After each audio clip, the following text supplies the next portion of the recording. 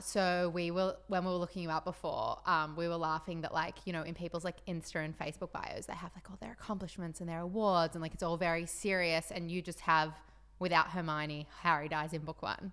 Yeah, that's right. So good. I love that. Well, it's true, right? And I'm, you know, smack bang in the middle of the Harry Potter generation and grew up with, you know, fierce love of Hermione and wanting to be Hermione. And with better hair.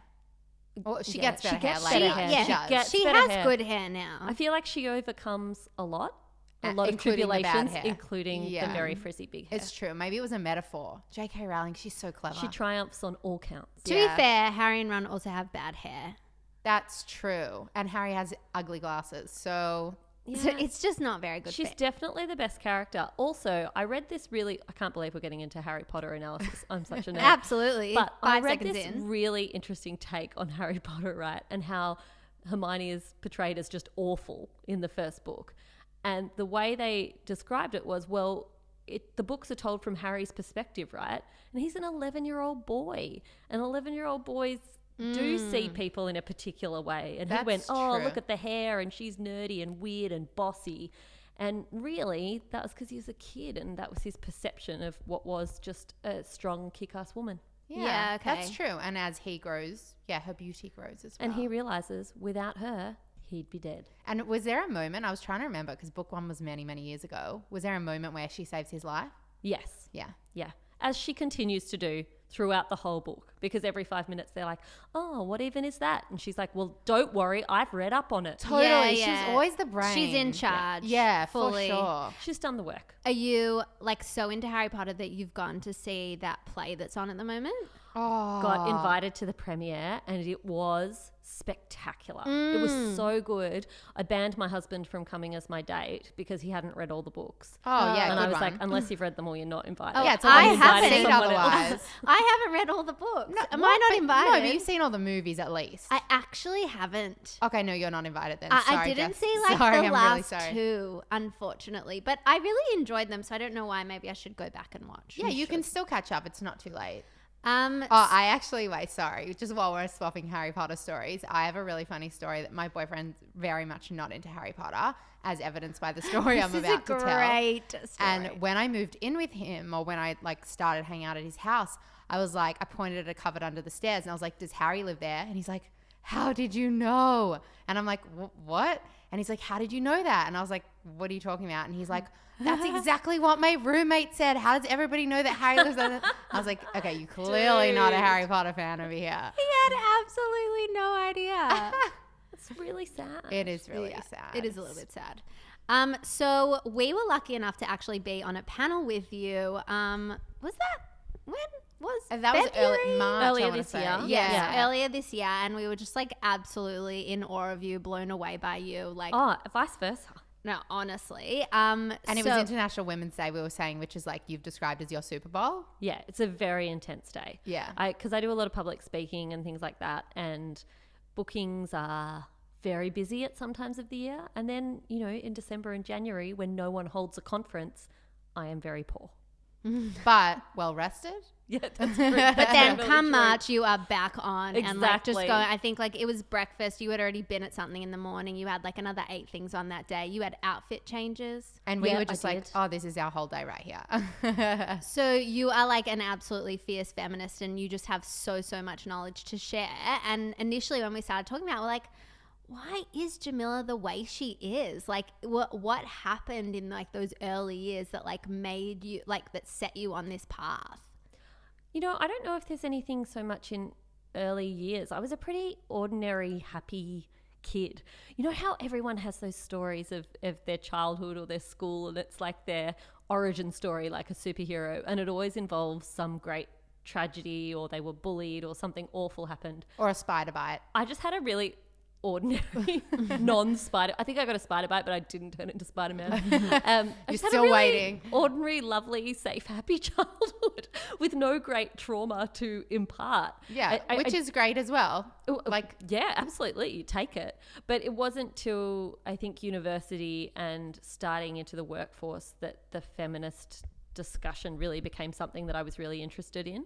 And I think it absolutely peaked for me when I was working in government in Canberra, and I was working in the ministry when Julia Gillard was Prime Minister, and just watching how she was treated and how people responded to her and how differently the world reacted to this woman leader compared to a man who'd held the job always beforehand. And I think that really stayed with me. Oh, that's so interesting that you hadn't, that wasn't such a big part of your life before that, because I would have assumed that, like, you know, since you were 4 years old, you were like going to women's protests and, like, you know, you're so knowledgeable on this subject that I just kind of felt like you came into the world like that.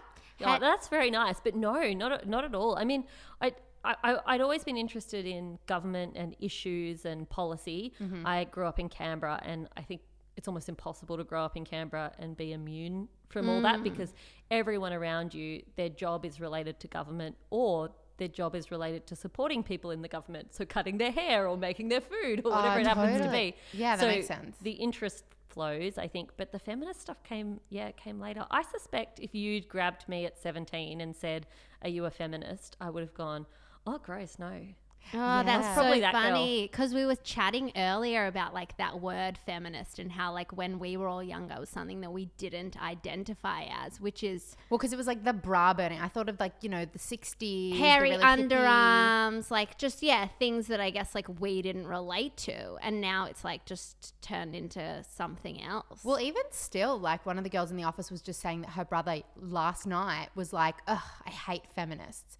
And she's like, it just means... Who? I'm not going to rat them out on the Whose podcast. brother? They're sacked. I'll tell you later. But she was like, no, it just means equality. And I feel like there's this thing with, like, having the feminine aspect to it that people don't get, that we're just asking to be equal. Yeah. And I think one of the things we need to be better at doing as feminists is having a conversation about feminism being good for men. And I don't mean that in the let's go suck up to the blokes to get them on board with the theory, though a little bit. Feminism, lack of equality hurts everyone. Mm-hmm. Inequality hurts both parties to this discussion. So where there are those stereotypes around what women should be and what women should do, there are the same stereotypes, or at least to the same degree, about men and what men should be and what men should do. And the best example I've got of this is my own dad, and watching him and his peers. They are all sort of just turning 60 and starting to retire or think about retirement. And grandchildren are starting to be born. And so many of them, I've seen them reflect, I wish I'd had time with my own kids the way I've got time with my grandkids. Mm. And I'm watching my dad lean into being a grandparent in a way he was never really expected to lean in as a parent, because his job as a dad was to go and earn money to make sure that my sister and I were okay. Yeah. He didn't see his role as that hands-on parent, and he missed out because of that. You know, the fact that I think it's of the paid parental leave scheme, less than 2% of people who've taken it up in Australia are blokes. Like, there's an expectation around what men should be and what men shouldn't be that also hurts them as well. Yeah. So do you think it's, like, just as important of a conversation, like when we're talking about, like, feminism and, like, you know, expectations on females, that we're also having that conversation in reverse about males? Yeah, I think we do need to be having it. I don't want to over-egg the situation, but I look at male suicide rates being so high, for example. I think that's because we don't socialize boys, and then they become adult men who struggle to talk about emotions and feelings and digest the world in a way that's healthy. Totally. So I think men get to adulthood, and when things don't work out the way they'd hoped, or they're feeling depression or anxiety, they're far less likely to seek help, far less likely to talk to a friend. And often that has really horrible, you know, final consequences. Well, it's funny because we were actually, when we were Googling you earlier, we found an article. We Googled you a lot. Did you find bad stuff? No. Only There good stuff. is no bad stuff. That's all right. I paid not for that that. we were. You can totally pay to get rid of the bad stuff. I'm kidding. That's why you Maybe work in you can, we government, don't know. right? So a week ago, I think it was, you wrote an article in the Sydney Morning Herald that was about your son and signing him up for ballet. Yeah. Which we just loved. And, like, you talked about how, like, you know, now it's impressive when a girl wants to be, like, a CEO or, like, in a high power position, but then when boys kind of aspire to those more traditional female things, we're not celebrating that, which we'd never even thought about that kind of in reverse. Well, and even, like, the it was really interesting because the jobs that you listed, like, you know, that were like a stay-at-home dad or a hairdresser, like inside of the two of us, like we're just inclined to be like, no, because we're like, we feel like we've been forced to be that. So we're like, no, we're not going to be that. But it is like no, that's like not that's not good enough. You know what we like, should be aspiring for. Yeah, exactly. But it's so interesting because it's like, yeah, you can be anything you want to be. And I think it's because traditionally the jobs that men have done have been high status. That we say the things that men do with their time and get paid for, those are the important things, the hard-working things, the way that you become a breadwinner and earn money and look after your family, and they're the things to aspire to. So feminism meant that we had women entering the workforce in greater numbers, and then women trying to push through into jobs that they hadn't traditionally held. So when a little girl says, I want to be CEO, or I want to be prime minister, or I want to be a banker, we go, look at her. She's a go-getter. She's ambitious. That's awesome. But if a little boy says, oh, I want to be a daddy, or I want to be a hairdresser, or I want to work in aged care, we kind of go, oh, really? Yeah. And that's unusual because those jobs aren't high status. And the reason they're not high status is because they're the jobs women have always done. And generally, women have always done them for either free or very little money. Mm-hmm. Yeah. So how did your son react to doing ballet? Oh my God, he's really good, guys. I think he might be gifted. Oh, really? I'm kidding. It's totally terrible. He plays with hula hoops though, right? He must does. be very good at so that. So they did this adorable little exercise where they got all these coloured hula hoops out, and my little boy goes for Carlton, so he straight away insists he has to have the navy blue hula hoop, and he won't do it unless he has that hoop. And then they played this like musical chairs type game with the hoops, and you had to dance around and do the different moves, except he wouldn't leave his hoop because he didn't want any of the other ones. No, he was rubbish. It was hysterical. He did the entire class with his hands in his pockets of his tracksuit pants. And did he like it? He had so much fun, and he's been practicing at home in between lessons. Before dinner last night, he's doing all these little jetés and like trying out different moves, and it's a way for him to express himself. And for me, it's about giving him the opportunity to do lots of things. Things that are traditionally feminine and things that are traditionally masculine, because the only way he gets to choose what he genuinely wants rather than what society or his mum tells him he wants is if he has a go at everything. So my theory is try him out in lots of different things between age 4 and 7, and then after that he can pick what he loves or what he's got an aptitude for. Yeah, sure. I love that. And that's definitely something that we're both, I would say, like far off having children, but like something that we've always like seen in others and really commended, that like, you know, just all the options. Like, why should we be telling someone how to live their life? Like, just put it all out there and they can gravitate towards what they want, which is so cool. So then if you are looking at like today with Rafi going to ballet and things like that, like how do you feel like, where do you feel like we stand today with equality? I think we've come an awfully long way, and I think we do a disservice to the women of the past who fought for us to be where we are today, not to recognise that there have been huge advances when it comes to women's equality, and there's been huge sacrifices made to get us to where we are. I think when I think about today, I worry that because some of the more obvious barriers to women's participation have been removed, that people tend to go, oh, we're all sorted now. And because the barriers aren't as obvious as they used to be, and the distinction between what men do and what women do aren't as clear as they used to be, it's almost harder to make the case because there's this convincing you have to go through. You know, you sit down with a guy and you say, you make reference to the gender pay gap, and he says, no, that's not a thing. Yeah. And you're like, well, yeah, it is. And he says, yeah, but my name's John and I work with Jenny and we sit next to each other, we do the same job and we get paid the same, so there's no pay gap, okay? And you think, well, there is. I think a lot of women and men actually will be in that position and they know they're right, but they're not quite sure how to argue it. Totally. 1000%. Because the challenge is way more complex now than Jenny and John doing the same job and getting paid different rates, right? We've moved past the days where a job was advertised and there was a different rate for men and women, which was in my mother's lifetime, so not that long ago. And we've moved past that, but it means that articulating the problem I think is way harder for people, but that doesn't mean the problem doesn't exist. Well, and it's funny that you say that, because that's kind of exactly what we talked about when we were chatting about getting you on, is that exact same thing of, we feel so passionate about all of these things, but like the way when we were around you and you could just like articulate it so well, we're like, oh, she thinks everything we think, but like she's being really convincing, you know, like, and so we were very like, kind. It's my job to be convincing. Yeah, like I feel like we need like a whole library of Jamila links, and then any conversation you have, you just flick them the relevant Jamila link. So here, like, Jamila's going to explain it for me. We did a series for Future Women, one of the websites that I write for, called Making the Case, which was literally how to win an argument on XYZ. Oh, that's amazing. We'll have to go check that out. Yeah. That's really cool.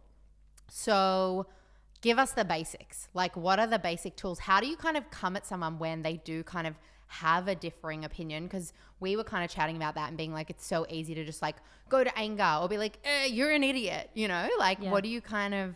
Yeah, how do you come with compassion? So, because like, you know, we all know that I guess you're not going to get anyone on your side by just like spitting at them. So how do you kind of make that argument in like a really great way that makes them see that maybe you are right? I definitely think that I am not necessarily the best person to give that advice, because I'm still learning it myself, for sure. Because I definitely go to anger in a lot of circumstances. My husband will attest to that fact.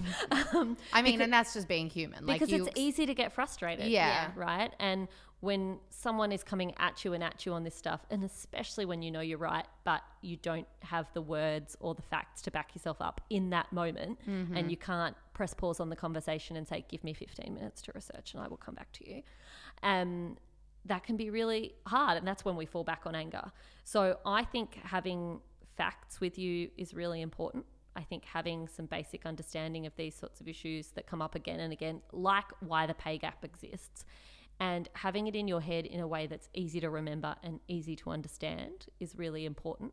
One of the things I do when I'm talking to women and giving speeches at public events is I often do 5 minutes on how to explain the gender pay gap with like a play school level of understanding. That's amazing. Like using the metaphor of let's draw a house with a glass ceiling to talk people through, because you need ways to remember this stuff, because we all forget it if it's not, you know, it's my job to talk about this every day. Of course it's in my head.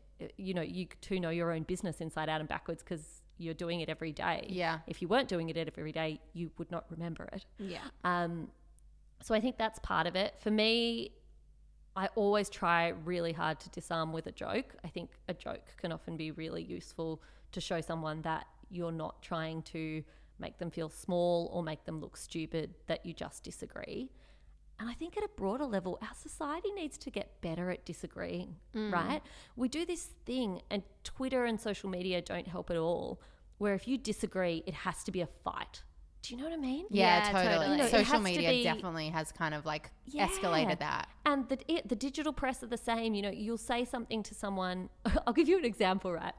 When I was working for an online platform, I read an article by Jessica Rudd, who is Kevin Rudd's daughter, about the nature of working in Parliament House. And she criticised how people are recruited to work in those jobs. I really disagreed with her.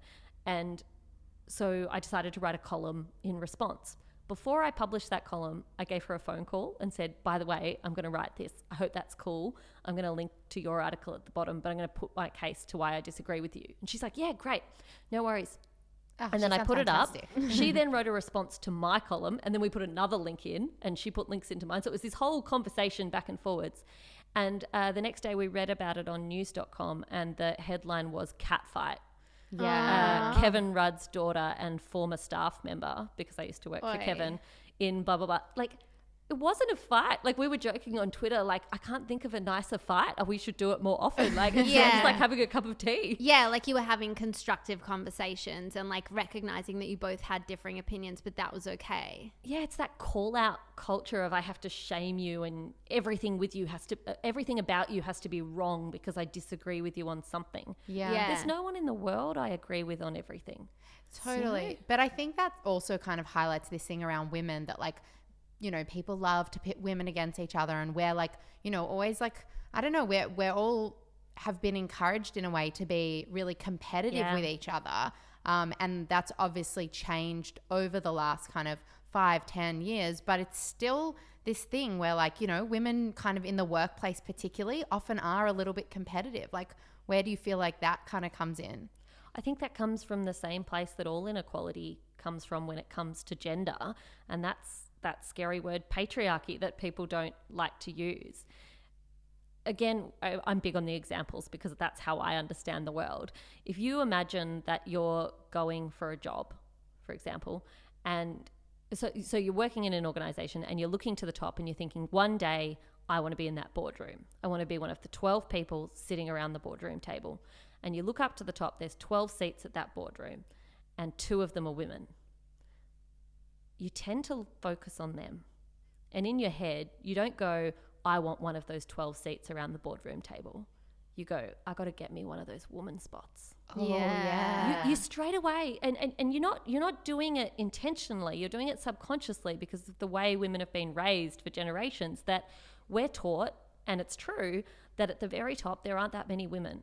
And so you immediately see other women as your competitors for those top spots, rather than looking up to the top and going, 12 seats, 2 are women. That's 10 more seats that we could get some women into. That is so true. Yeah, that's fascinating. And it's like they're it's trying not to our trick fault us. we do that. It's not our fault that we do that, but you're right. And another example I like to give is, imagine you've had a baby and you've gone off on mat leave. You want to come back to work and you really want to come back, but you don't think you can do the job full time. You can only come back part time. So you ask your boss, could I come back just 3 days a week? And he says, I'm really sorry, this job can only be done full time, but I could offer you this other lower skilled, less paying job at 3 days a week. You go home and you're really angry and you're like, this is unfair. I have worked hard. I'm really good and my boss is being unfair. Now recreate the scenario with your boss being a woman. And you kind of just hate her just a little bit more. Do you know what I mean? You're a little bit more angry because there's part of you, there's this tiny piece of you that goes, come on, aren't we in this together? Like, can't you be more understanding? Now you make your boss a mother and she's a monster. Yeah. Do you know what I mean? Suddenly you're like, hold on, you've experienced exactly what I have.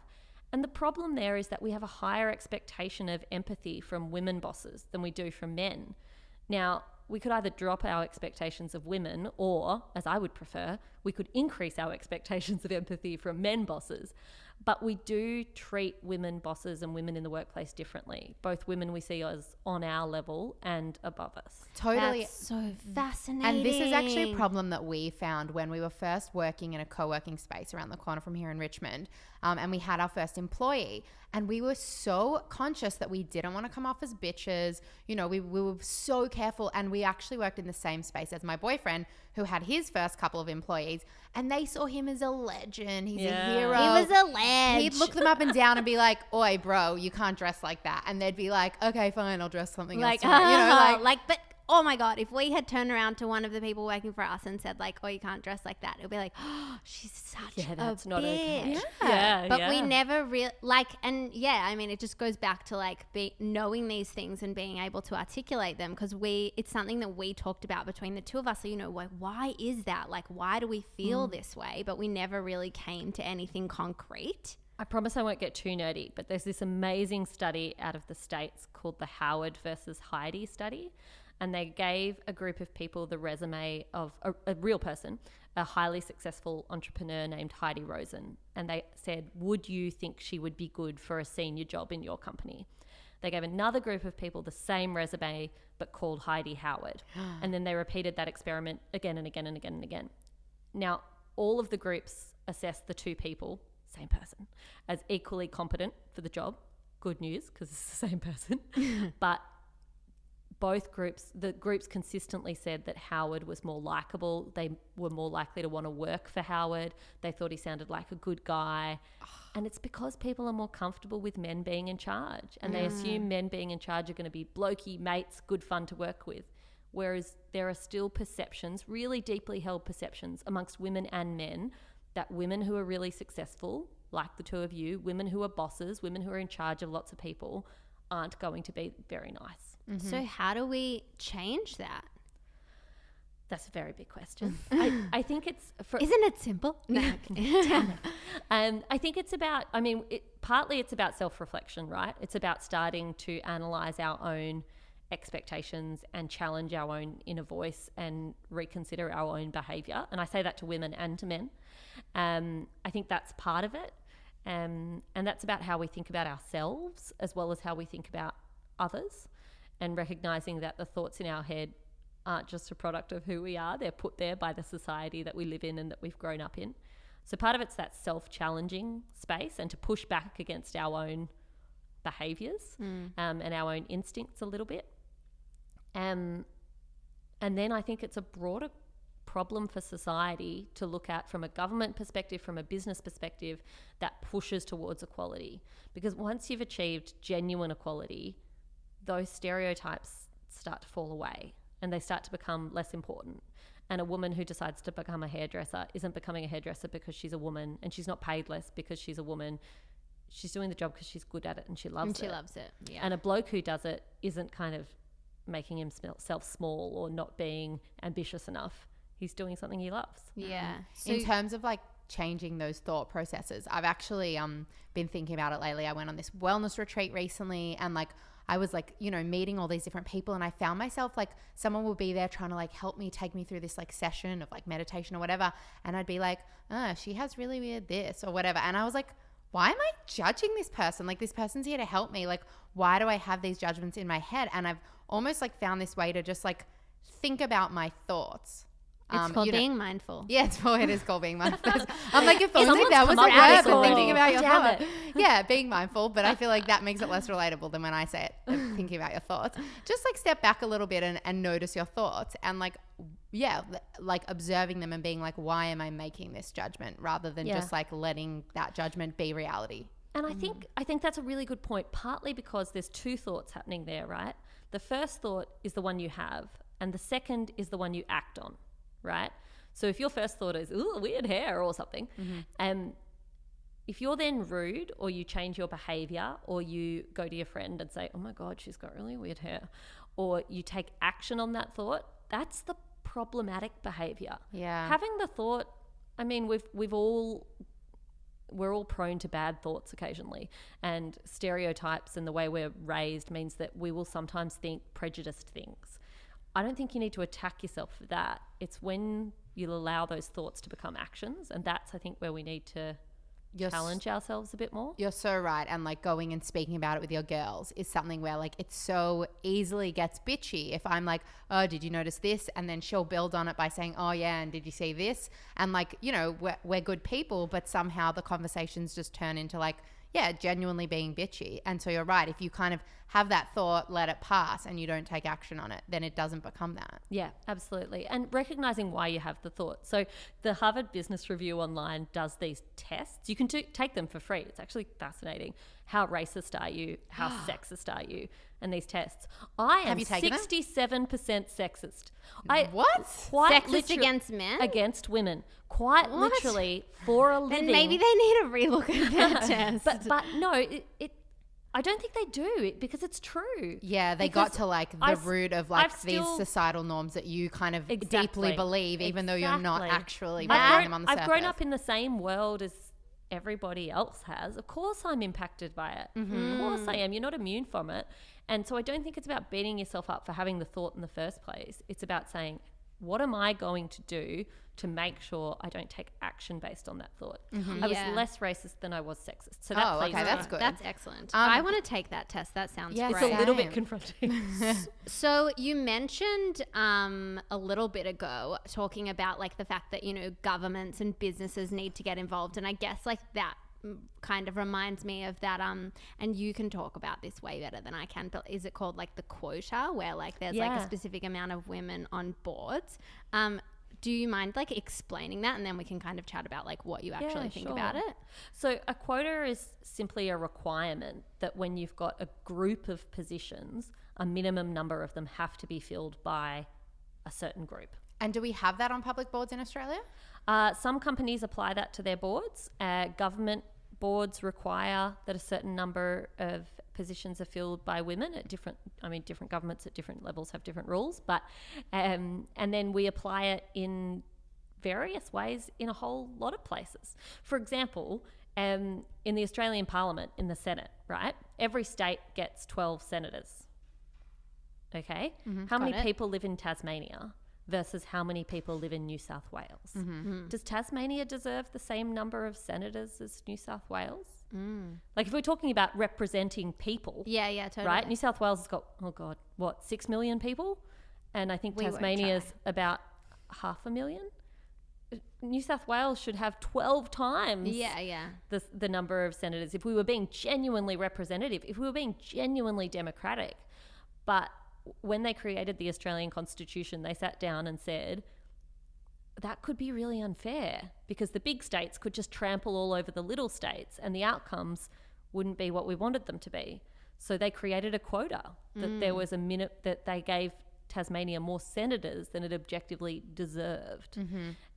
So we have quotas that operate everywhere, but when they tend to apply to women, people think they're controversial. Yeah. So, because I actually remember somebody asked a question about this when we did that KKK breakfast together, and your response was awesome. So what do you think of quotas? Because, you know, we'd never really heard of it before, and there seemed to be a lot of, like, you know, people basically questioning whether having a quota for having a certain amount of women on a board or in positions actually changes anything.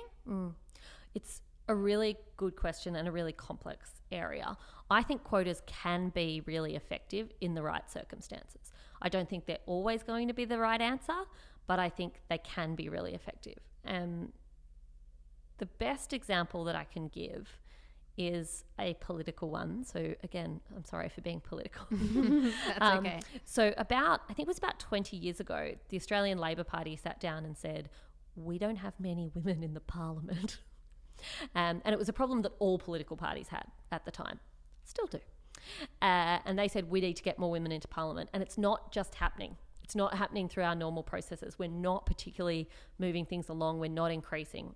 So they decided that they would put a quota in place, and that 40% of winnable seats in the parliament that Labor ran a candidate for would be filled by women. So that 4 out of 10 of all of the winnable seats the candidate Labor would put up would be a woman. The Liberal Party, or the coalition, didn't do the same thing. 25 years on, the number of women on the coalition benches is under 30%, and the number of women on the Labor Party benches is around 45%. So it shifted. It made a difference. And I think sometimes a quota can be really useful in pushing something along to make it normal, because people are scared of something that doesn't feel normal and doesn't feel like how it usually is. Yeah. And so a quota can force change to happen quickly, and then the cultural change, I think, can follow to that being less scary. Yeah, okay. So it's kind of like pushing towards a world that we want to live in. It's not necessarily the answer, but it might do for right now in the right direction. Exactly. Yeah, okay. Fascinating. So fascinating. Well, I guess I'd love to talk about feminism more. Okay. Should we go there? Yeah, go for it. Because what we love to do is, this is completely like side note, but we often will write the interviews, and then because the girls that work in our office, a lot of them are quite a lot younger than us, and then we'll just put it to them and be like, what would you love to hear about? And oh, cool. Yeah, it's really, really cool. So when we were chatting in the office, something that they were really interested in is feminism and what that means today, whether it's still a dirty word.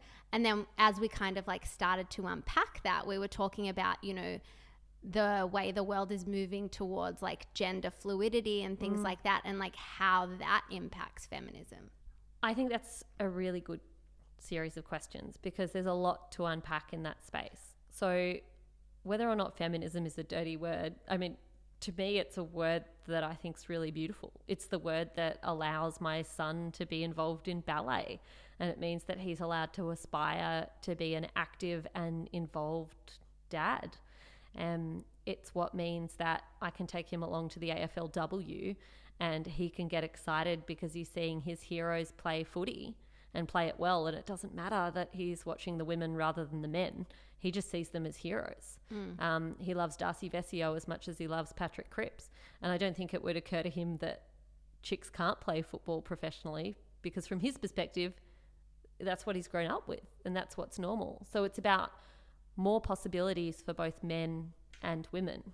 For me, feminism's about saying that at the moment, an Australian woman retires with around half the superannuation of an Australian bloke, and then she lives 10 years longer. And it means it is not unusual for Australian women to fall into poverty after living quite happy, prosperous lives, but fall into poverty after retirement, particularly if they lose their partner early or they get divorced, which is pretty damn common. So for me, it's far from a dirty word. It's about opportunity and possibility and looking after people and looking after everyone.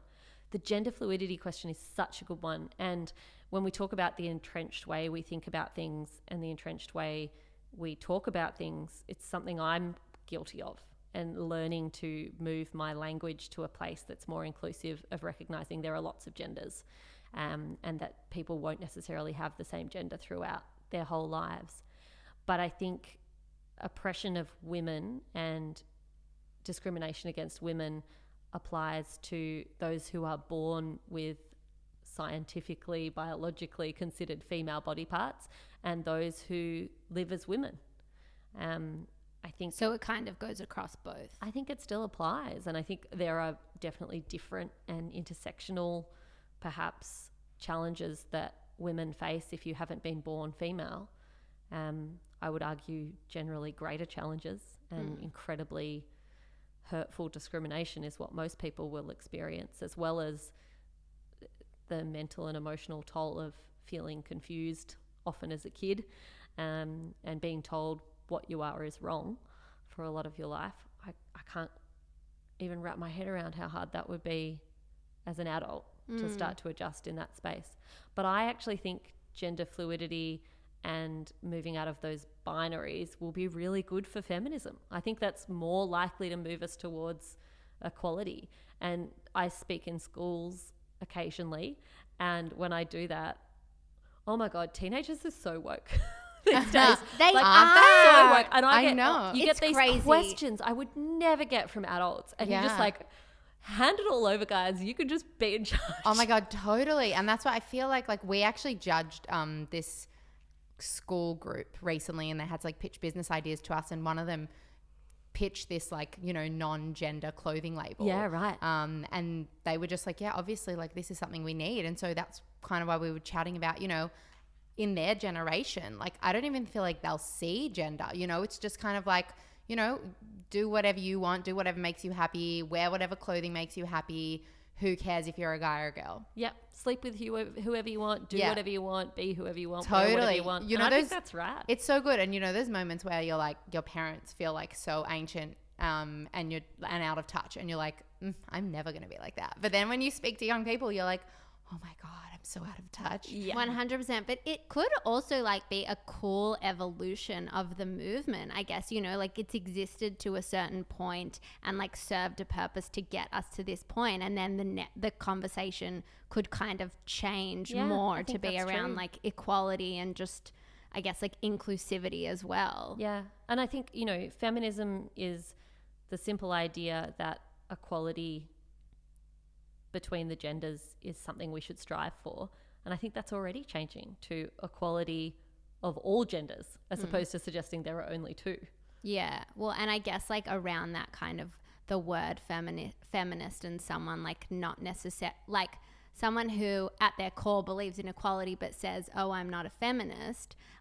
Maybe it's just like a change of like belief in what that word means. Yeah. And look, I'm not going to die in a ditch over the word. Like if you're bothered by the word, look, I don't really care as long as you're doing good things. Yeah. I'm much more interested in women being paid properly than I am in dying over the word. You know what I mean? My loyalty is to the cause, not to the... For sure. That's a really good point. So if someone listening does consider themselves a feminist, or they just believe in equality, like man or woman, and, you know, I feel like there's something that everyone's kind of doing at the moment, which is, you know, like we're having these conversations, might do a post on Instagram on International Women's Day. What else can they be doing just as an individual to kind of like drive this cause further? Yeah, I think that's a really, really good question.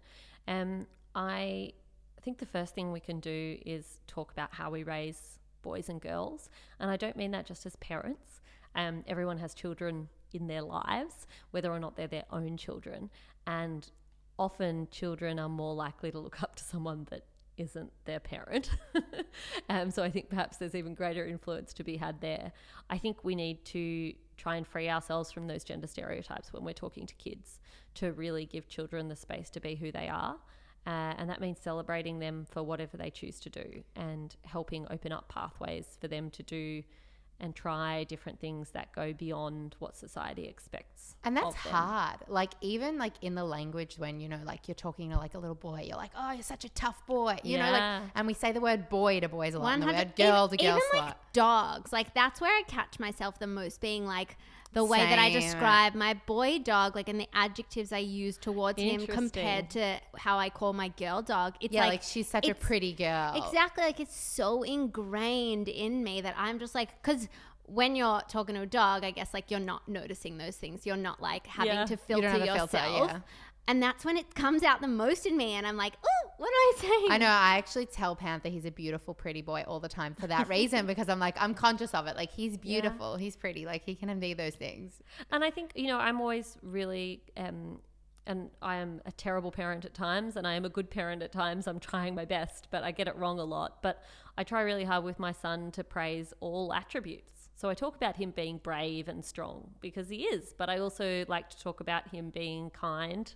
I think that's really important. I also like to tell him he looks beautiful, or I really focus on saying things like, you were very elegant today, you know, and using descriptors that aren't necessarily applied to boys. And I think that's how we normalize this stuff. And so much of it we don't even realize, you know,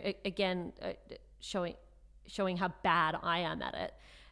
When I was researching for my book, I came across this study that was to do with how different sex couples do share the driving in the family, and I was literally reading about myself. So we've got, my husband drives, I drive, but whenever we get in the car together, he gets in the driver's seat. Oh, how interesting is that? And I had this sudden realization, my little boy's taking that in. And he's a little kid who thinks, oh, driving's an important grown-up person thing, you know, something I can't do that they can do. He clocks that both of us can do it, but he also clocks that the preference is when we're in a car together that my husband does it. And that's one of 10,000 little things he sees that are unconscious every day that send him a message about men and women.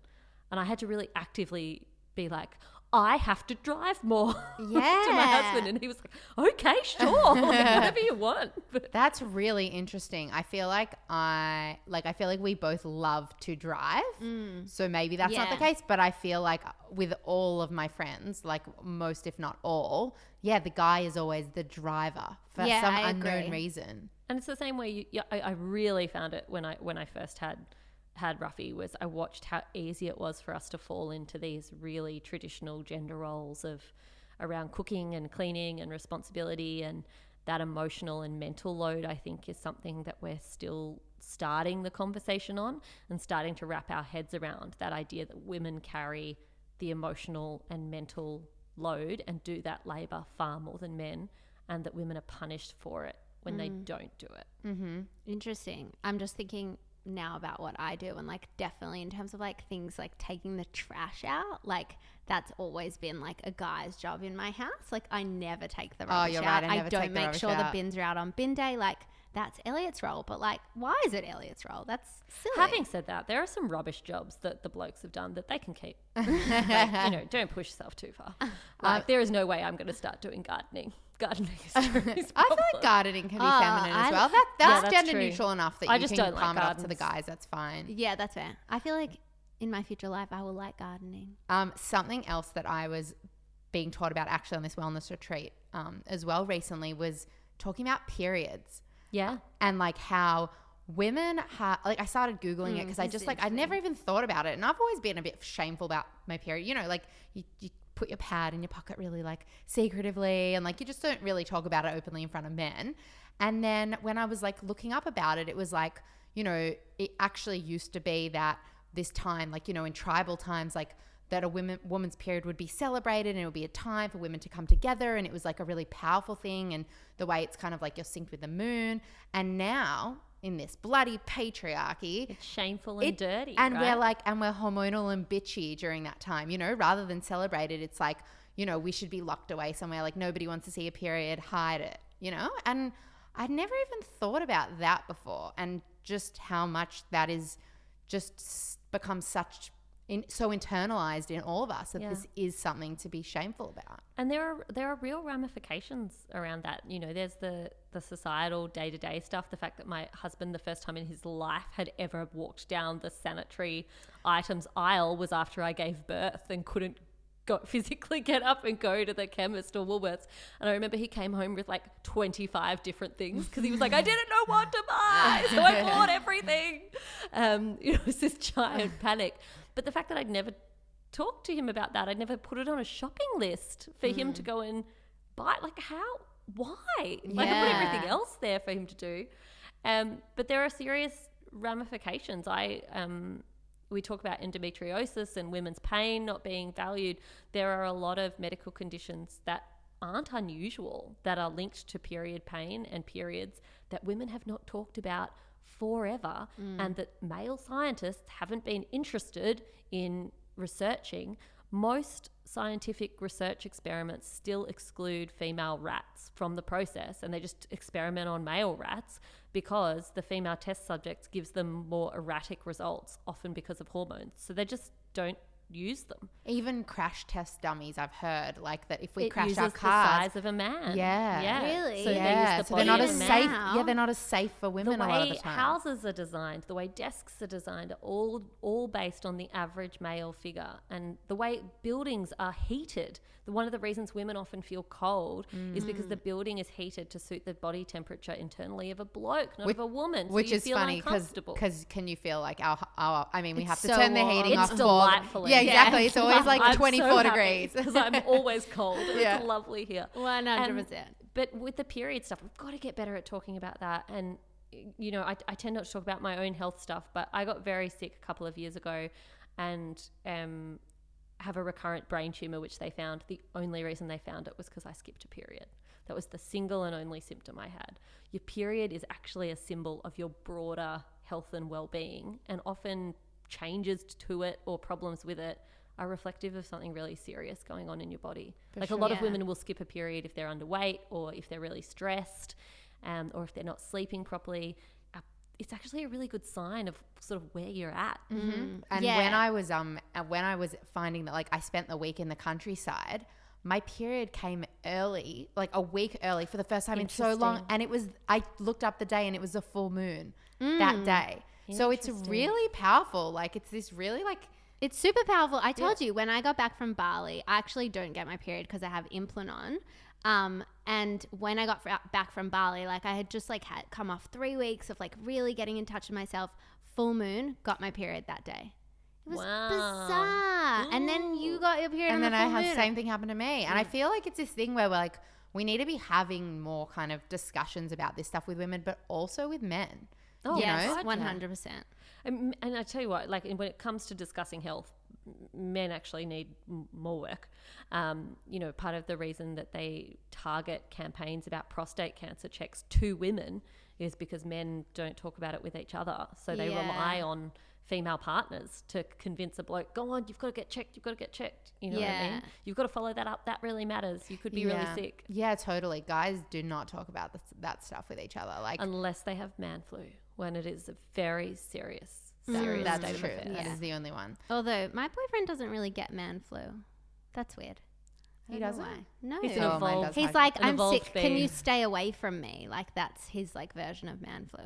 Anyway, well, you've given us a lot to think about, but I feel like it feels like we should end on a note where it's like the information is a little bit overwhelming and like can be crippling at times. So I guess like going back to like some action points, like some things that we can kind of like catch ourselves and start to introduce in our lives. Like, is there anything that we can, a note like that we can end on? Should we be like doing a bit more research so that we have these kind of like facts to whip out when we get into these conversations? Sure, if you feel like it, but also not everyone has to be a great crusader for feminism. I think some simple things you can do is think about how you behave and how that affects the children in your life and the example that it sets for them.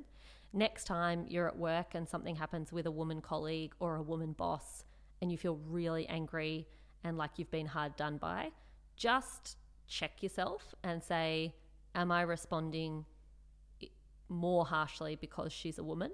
And look, she may have been damn well horrible, and I genuinely believe horrible genes are evenly distributed. So there are definitely horrible women as well as horrible men. But just check yourself and go, am I being harsher in response because she's a woman? Try really hard when you're thinking about who your competitors are, whether it's at work or in any other facet of your life, to say, you shouldn't be my competitor more just because you're a woman. And really force yourself to see other blokes as competition as well. You're all on the same playing field.